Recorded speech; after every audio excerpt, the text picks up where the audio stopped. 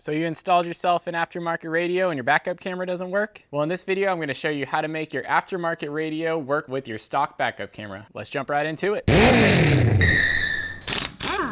I'm currently working on this 2015 Subaru Crosstrek. I just installed this radio, but the harness connects everything but the backup camera. The process I'm going to go through will show you how to identify any vehicle's factory wires you need to tap into to make the backup camera system work. This process should work on any aftermarket radio that will allow a backup camera. The best part is I show you how to do all this without any super expensive electrical equipment and super basic tools. The first thing you need to do is obviously get behind that radio, so pull the trim out and pull that radio out as much as you can so you can access the wiring. So when you first pull the radio out, don't panic. There's a ton of wires back here. You might have one plug coming off of your harness. You might have 4 or 5. What you're gonna do is look for the plug that probably has like 26 or so wires coming out of it, probably where your camera wires are coming from. So of those 5 wires, we need to identify all 5. So the first one we're going to identify is the reverse on, which is the indication when you put your transmission into reverse to activate the radio and put that camera on. After that, the 4 other wires are coming directly from the camera. So you have 2 video wires, and then you have the camera's power and ground. So let's start with the easy one first. I'm using a multimeter. I found a nice ground in this plug right here. Set your meter to DC volts. It's going to be a V, and yours will most likely read 20, not 60 like mine. So now let's start testing wires. So the easiest way to identify that reverse triggered on wire is to just look up your factory wiring harness and kind of see where to start poking. So I looked it up on this 2015 Crosstrek, and it said it was going to be a brown or yellow wire. I have a brown wire with a yellow stripe. Sweet, that's it. That's what I'm going to test first. Now we're going to put the vehicle in reverse and park a bunch because this brown wire should show 12 volts on the meter, but only when the car's in reverse. So be safe, make sure you throw the parking brake on and a wheel chock behind those wheels, just to make sure you're not rolling away. To test the wire, I turn the ignition on. Black multimeter wire is on a good ground, and while I have the red multimeter probe in that brown and yellow wire, I bring the car into reverse. And that was it, sweet. 1 wire identified. Of course, if the multimeter doesn't show 12 volts, you just keep probing with the car in reverse until you find one that says 12 volts. Put it into park, make sure the 12 volts goes away, and you found that reverse trigger wire. 1 wire down and 4 more to go. Let's go to the back of the vehicle, pull some trim off, and find out where the camera is being plugged into that rear wiring harness. All right, so here's the plug. On this side is the camera. This side we'll refer to as the car harness side. So you can see it's pretty obvious what's going on with the camera. You have a red for the camera positive, you have a black for the camera negative, and then you have a yellow and sort of a dark blue. Those are going to be your RCA cables that are going right into your radio. Now you'd think you'd be able to just trace the color wires that are on the car side here. So the red going into this yellow or the black going into the blue there. But you don't know if this car side is actually going to go into another harness and change colors or something like that. The way we are testing all 4 of the wires, it really doesn't matter what color they are. We're identifying them in one of the most simplest manual ways possible. So starting with the camera's positive red, which is yellow on the plug, I grabbed a 9-volt battery because if you think about it, everything else on the car should be reading 12 volts. I put the positive of the 9-volt battery into what I think is the positive camera wire, which is this yellow one, and they make these special probes that will help you, actually test these properly, but, this is a DIY channel, and I'm just a dad hacking it, so a paperclip will do. I then ran the negative side of the 9-volt battery all the way through the car with a big long lead, and then connected that wire to the black probe of the multimeter. Now I set up my multimeter with a custom paperclip probe and start poking at all the terminals until I see 9 volts on the multimeter. Now the multimeter is still set up for voltage and at 60, so I should see 9 volts when I identify the correct wire. Oh, there we have it. There is the 9 volts that we're getting from that 9-volt battery. So that makes it this white wire right here is the positive camera wire. So that's why you can't really rely on the wire colors of the plug in the back.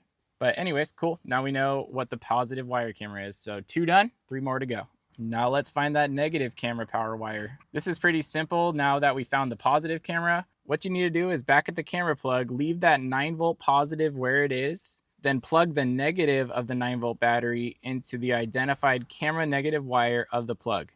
Now back behind the radio, I have the red multimeter positive in the wire we just identified as the positive.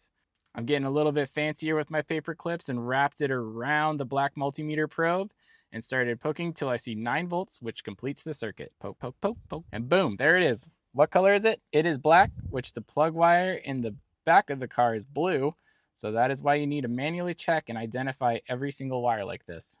Now we got 3 of the 5 wires done. All we got to do next is identify those video feed wires, which will eventually go to the RCA that's plugging into your aftermarket radio.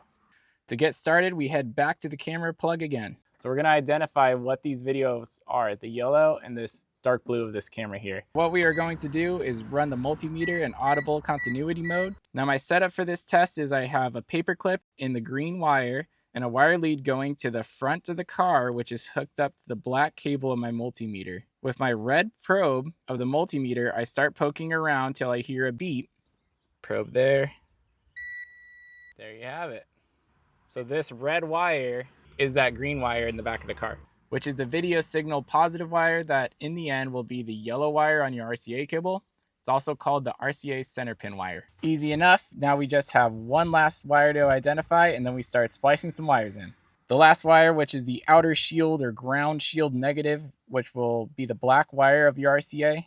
We just do the same continuity test with the multimeter. Shift your probe in the rear wiring harness of the car to that last wire. This one is beige poking around the harness. Now we know that's the yellow, so I'm gonna go ahead and guess it's this gray and blue right here, right next to it. Let's see.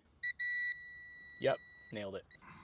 Alrighty, pivotal moment. We now identified all 5 of those wires. Congratulations. Now let's get to some dicing and splicing. First, we're gonna start working on the power supply to everything. We know when the car is in reverse that the brown and yellow wire pumps out 12 volts. Most factory cameras run on 6 volts, so we need to convert the 12 volts to 6 volt. Definitely make sure you look up your factory camera specs, because if you pump 12 volts into a 6 volt camera, you're gonna fry your camera out. I ordered this little converter online, and it tells you exactly what wires need to go where. Then I'm tapping the converter into this aftermarket harness, which has terminals that line up with the wires we identified. So in the end, I have that yellow 6 volt positive of the converter going into the white positive camera power that we found, and the black negative going into that black power negative we found. Next, let's finish the power setup with the 12 volt side of the converter, which has a red positive and a black negative. I merged the radio's purple and white stripe reverse in with the red 12 volt positive of the converter. Then I solder those 2 wires to the brown and yellow reverse trigger factory wire. Now when that brown wire sends 12 volts, both the purple of the radio and the red of the converter are receiving 12 volts. Then the last wire of the converter is the black 12 volt ground. So a little flat spade connector on it, and I plugged it into the factory radio's ground. That one was easy. And the last 2 wires we have are the video wires. Like I mentioned, the aftermarket harness did actually have the yellow and black RCA cables, and they were connected to the correct spot of the factory harness, so I didn't need to splice anything on these. If you do need to splice into your factory harness, you know which wires they are now. Yellow of the RCA or the positive pin will go to your positive video wire. Black video wire or the shield wire of the RCA cable is to go into that negative cable you identified. Now we have everything all wired up, so it's the moment of truth. I plugged the aftermarket harness in and all the other plugs back together. Kind of shove the radio up so it's out of the way of the gear selector. Let's put it in reverse. Bam! There's your camera. Sweet. Now that we know that our manually input camera works into this aftermarket radio, we finish up the job by cleaning up some wires, mounting the radio, throwing all that trim back on and clean everything up. Then bam, we have a nice new aftermarket radio with a functioning backup camera. And we didn't have to spend $180 on a fancy harness to connect everything. So there you have it all. I hope this video helped you out. If it did, don't forget to like, comment, subscribe, do all that YouTube stuff, and thank you for watching.